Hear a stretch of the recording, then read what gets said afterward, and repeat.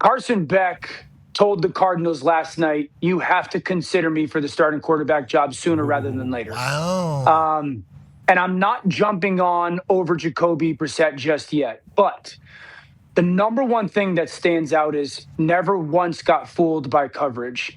The eyes were always in the right place. The ball always went to the right place. He played fast. So often young quarterbacks in this first game, they feel overwhelmed. They play a little slow, whether it's with their decision-making or their eyes. I love all the different versions of play actions that LaFleur put them under, the bootlegs, the open ends, the under center play actions, the intermediate throws over the middle of the field, the deep shots. And so, I haven't been at practices, and I don't know what the reports are about Carson Beck in practice, but last night it looked the ideal way you would want that to look for a guy that you would want to say he needs more reps to see if we're entertaining starting him earlier than maybe our plan was. Hey, that wasn't called. I don't know if it wasn't called because it was a Hall of Fame game, but this was obviously a massive shot that Jalen Brooks, Lathan Ransom lays the hit on him. Brooks holds on to it, and Carson Beck has a deep shot under his belt in the Hall of Fame game. I mean, it was spectacular football. Let's get back to LaFleur in the offense and how comfortable Carson Beck felt. Do you think LaFleur, going into the game, he named him the starter, obviously, LaFleur was trying to learn what Carson Beck could handle here too, right? You talked about the variation of formations and the variations of dropbacks. LaFleur's also trying to learn about Carson Beck in that moment too, right? So he's probably adding shit maybe. Let's see how Carson handles this. Let's see if he can do this. Almost like a first 15 to learn what the defense is going to do. Let's test Carson Beck to see what he can do. And watching it, it felt like it was like week 7 or week 8. Like that, it never feels like that. It felt like it was like middle of season, comfortable. And now, granted, who Carson's playing with is nowhere near the exact people that are playing on in actual NFL games. Who's he playing against? Not the guys that he'll be playing against. But the throws look like they would be that one would have been completed, no matter who's playing back there. The checks felt good, and it felt like he was operating the offense, which I think is the biggest part of everything. And do you think LaFleur was trying to see that as well in the way he was calling the plays, or you think he was just trying to have success get down the field? No, I guarantee he's trying to figure out off of what he had seen in practice from Carson Beck. Like, what are you? What when these lights come on, what can you handle?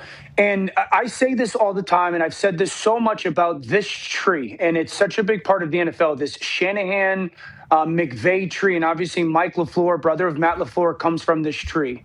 Those coaches want the offense to be the star.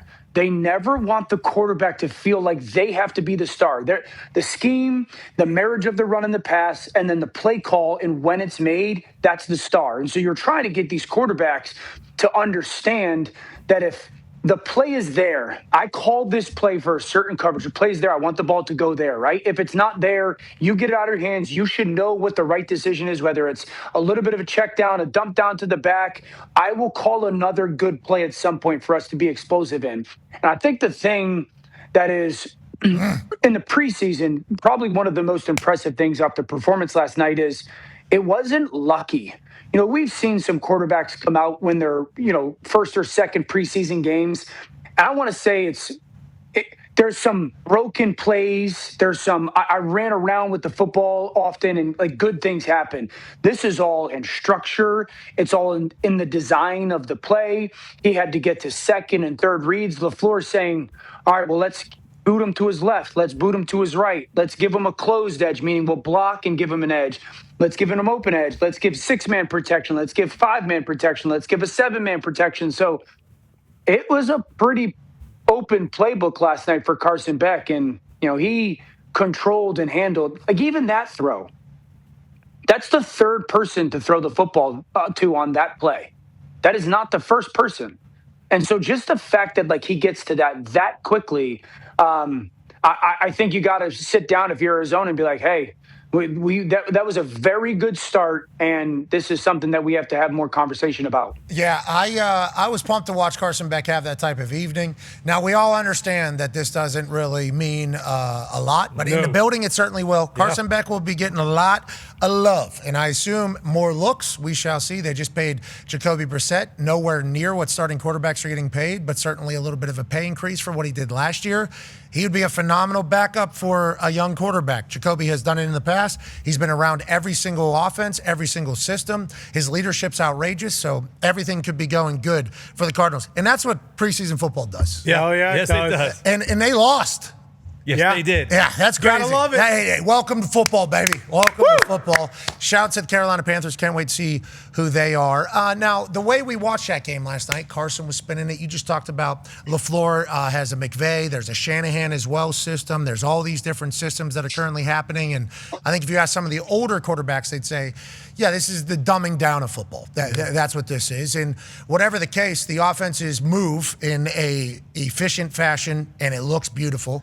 Now, Dan, you just shook your head no, and I think what you were going to say is you still have to think or whatever, but I don't think there's a lot of checks to different plays depending upon what the coverage is and the movement is. I think the older quarterbacks, from my understanding, not in those offenses. In the Shanahan McVay tree, there's a ton of pressure on those quarterbacks. They're intellectually that's not the dumbing down. I think the dumbing down a lot is in reference to a lot of the RPO, the run pass option, where it's not, there's not a huge tax on pre-snap, post-snap recognition. I've got to see multiple people at the same time and in different windows. The RPO is, a lot of people know, like, you're reading one defender, and that one defender is more often wrong than he is right in your decision. The Shanahan McVay tree and the Kubiak tree, there is so much that goes into the play call. I remember hearing stories about how Kyle Shanahan was adding in locations for wide receiver splits, meaning where they line up in relation to the width of the field. I was never a part of that. Like, when I would call, some traditional formations, the receivers had to memorize the splits. I have heard stories that Kyle was building into the play call, so he would change one receiver split and not another receiver split. So, like, the tax that is on those guys to understand just the huddle and the verbiage of that is a big deal. And then I always, one of the things that I recognized when I was playing with under Coach Kubiak was the stress that is on the quarterbacks in that offense week to week to week, because you might have a play that is out of 2 tight ends and 2 wide receivers one week. And then you're going to have that very same play, but out of a completely different personnel grouping and a completely different formation. And I have to forget it by Wednesday and remember a new one by Sunday. So Sam, very similar to last year with Clint Kubiak. And so it is not a dumbing down in this offense. You got to be smart in this family's offense to play that. And then executing the shifts and the motions and then the play design, I would argue that, and you got to control the run game.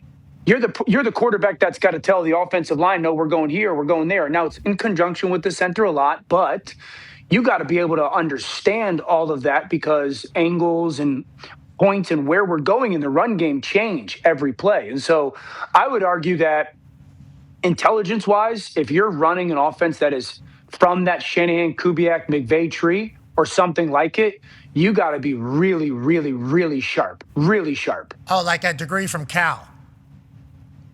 Motherfudger. Yeah. All right. Thank you. That was a fun time.